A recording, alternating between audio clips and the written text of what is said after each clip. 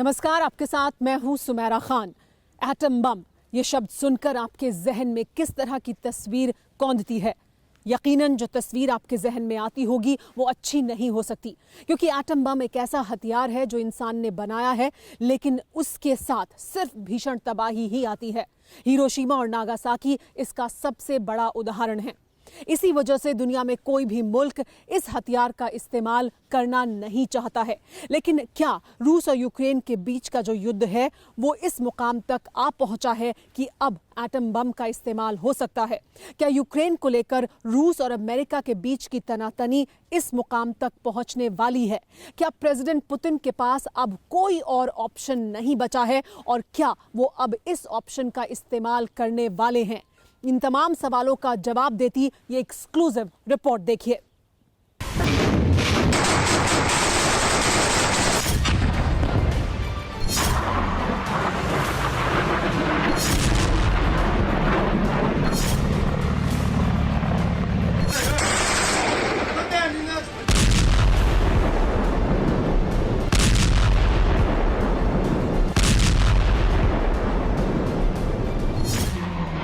चौबीस घंटे, जी हां, सिर्फ 24 घंटे। इतना ही वक्त है यूक्रेन के पास इन मिसाइलों को रोकने के लिए। यूक्रेन की सरहदों के चक्कर लगा रहे इन ताकतवर फाइटर प्लेन्स के पंख थामने के लिए, समंदर में उफान मारते इन जंगी बेड़ों की गर्जना को शांत करने के लिए।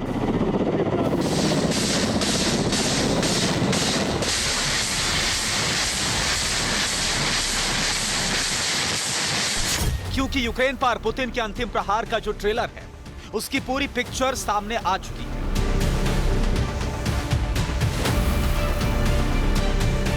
चौवन दिन तक यूक्रेन पर नॉन स्टॉप बारूद बरसाने के बाद पुतिन के परमाणु इरादों को पंख लग चुके हैं।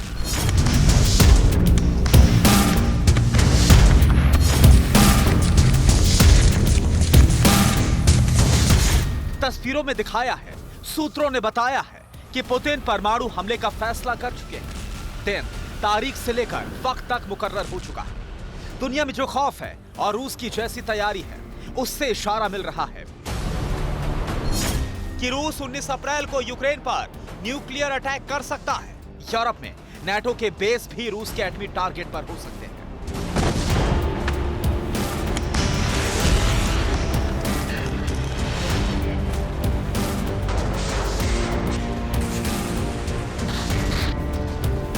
कहीं सुनी बातें नहीं है, ये उसी तरह से है जैसे दुनिया कह रही थी कि रूस यूक्रेन पर हमला नहीं करेगा, लेकिन रूस ने किया।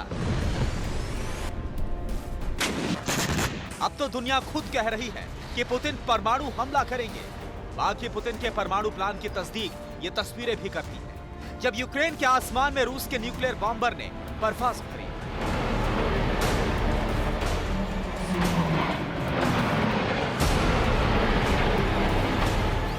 रूस के Tu-95S न्यूक्लियर बॉम्बर्स ने यूक्रेन के करीब उड़ान भरी। 4 रूसी बॉम्बर्स यूक्रेन बॉर्डर पर कुल्गा इलाके में नजर आए।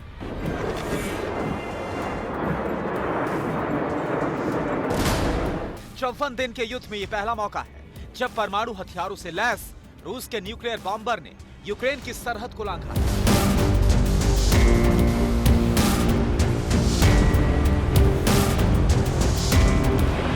रूसी बॉम्बर काफी देर तक यूक्रेन के आसमान में चक्कर लगाते रहे, इसलिए सवाल लाजमी है कि ज़ेलेंस्की ने जो कहा क्या वो सच साबित होने वाला है। दुनिया के पास इस बात का इंतजार करने का वक्त नहीं है कि रूस कब परमाणु हमला करेगा, बल्कि दुनिया को इसके लिए तैयार रहना होगा कि परमाणु हमले से कैसे बचा जा सकता है। इसकी तैयारी करनी होगी, बम शेल्टर तैयार करने होंगे, क्योंकि पुतिन किसी भी तरह के हथियार का इस्तेमाल कर सकते हैं। 54 दिन से नॉन स्टॉप रूस की मिसाइलों से अपने मुल्क को खंडर होता देख रहे ज़ेलेंस्की ने मान लिया है कि जंग की आग यूक्रेन की चौहद्दी से पार यूरोप को भी चपेट में लेने वाली है। यूरोप ही नहीं, पूरी दुनिया परमाणु तबाही के मुहाने पर आने वाली है, क्योंकि रूस ने यूक्रेन के आसमान में परमाणु बॉम्बर ही नहीं उड़ाए, पुतिन ने एटमी कयामत का प्लेन भी रेडी कर लिया है।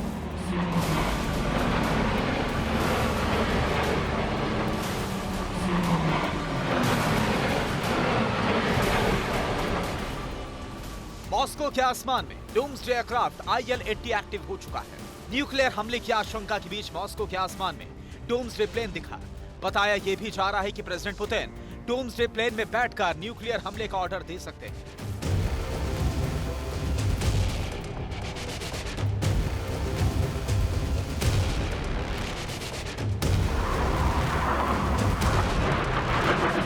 साफ है कि यूक्रेन युद्ध में रूस की जिस तरह से छीछालेदर हो रही है, अदना समुल्क यूक्रेन जिस तरह से पुतिन की पावरफुल पलटन को परास्त कर रहा है, उससे पुतिन का अपने ही लोगों से नजर मिलाना मुश्किल हो चुका है। बौखलाहट इस हद तक बढ़ चुकी है कि यूक्रेन को तबाह करने के साथ वो पूरी दुनिया पर कयामत लाने के लिए तैयार है। अमेरिकी खुफिया एजेंसी के चीफ ने भी यही कहा है। यूक्रेन में मिलती शिकस्त से पुतिन बौखला उठे हैं। रूस की सेना को सबसे बड़ा झटका लगा है। ऐसे में इस बात की काफी संभावना है कि रूस छोटे परमाणु हथियार या टैक्टिकल न्यूक्लियर वेपन का इस्तेमाल कर सकता है।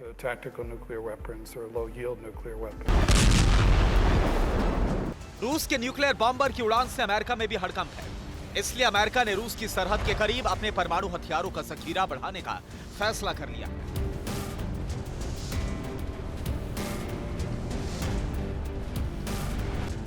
अमेरिका ब्रिटेन में भी एटमी हथियार तैनात करने वाला है। 14 साल बाद पहली बार ब्रिटेन में अमेरिका ऐसी तैनाती कर रहा है। अमेरिका ने ब्रिटेन के रॉयल एयरफोर्स के लाकेन हेड हवाई ठिकाने पर परमाणु बम रखने का फैसला किया है। यूरोप के कई देश परमाणु युद्ध के हालात से निपटने की तैयारियां कर चुके हैं। नॉर्वे में न्यूक्लियर बंकर तैयार किए जा रहे हैं।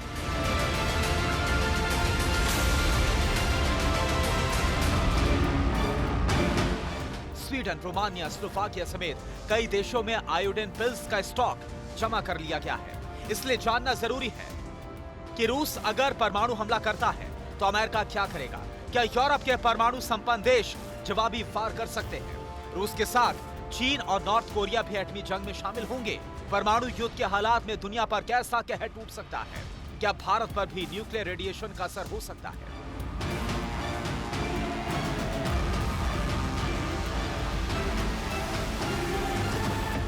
इन सवालों का जवाब जरूर जानेंगे, लेकिन फिलहाल इतना समझ लीजिए कि अगर एटमी वर्ल्ड वॉर की सूरत बनती है तो कयामत आ जाएगी। जानना चाहते हैं कैसे? तो ऐसे समझिए।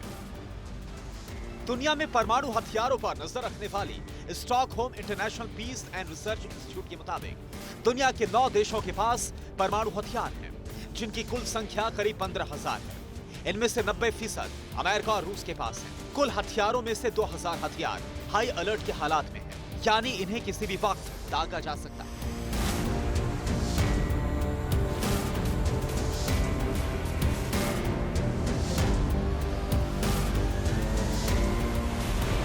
दुनिया में सबसे ज्यादा परमाणु बम रूस के पास है, जिसे लेकर पुतिन युद्ध के पहले ही दिन अमेरिका और पश्चिमी देशों को धमका चुके हैं।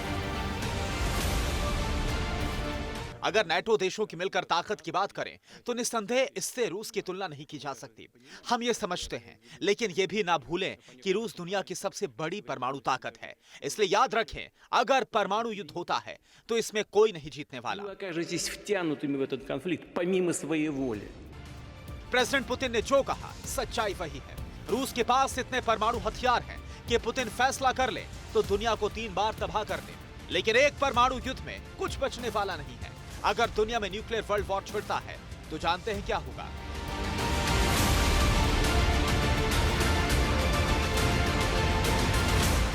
एक परमाणु बम ही लाखों लोगों की जान ले लेगा।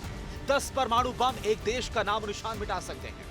अमेरिका और रूस के बीच बड़ा परमाणु युद्ध छिड़ गया तो 10 करोड़ से ज्यादा लोगों की मौत हो सकती है। 2 अरब लोग भूखमरी की कगार पर पहुंच जाएंगे। हिरोशिमा में 1.5 लाख और नागासाकी में 74,000 लोग एक साथ मारे गए थे। हमले वाली जमीन लावे की तरह गर्म हो गई थी। तब जमीन का तापमान 4000 डिग्री पहुंच गया था। जमीन, मकान, पेड़ पौधे और इंसान पल भर में खाक हो गए थे। मौजूदा वक्त में रूस के पास हिरोशिमा पर गिराए गए परमाणु बम से 14,000 गुना ज्यादा ताकतवर बम है।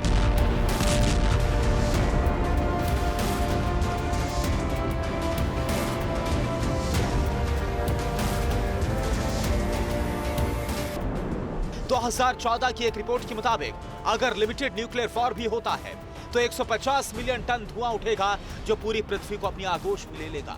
सूरज की रोशनी नहीं मिलेगी तो तापमान गिरने लगेगा। ग्लोबल रेनफॉल 50% कम हो जाएगा। धरती -60 डिग्री तक ठंडी हो जाएगी।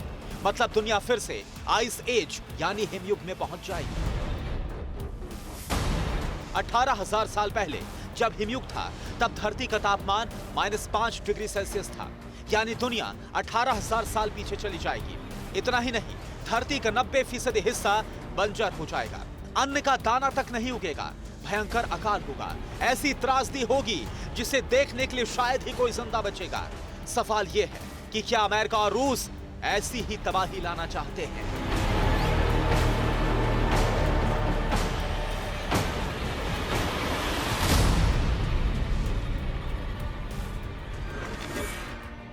न्यूज टॉप 9 रोज सुबह 7 बजे और शाम 7 बजे सिर्फ TV9 भारतवर्ष पर।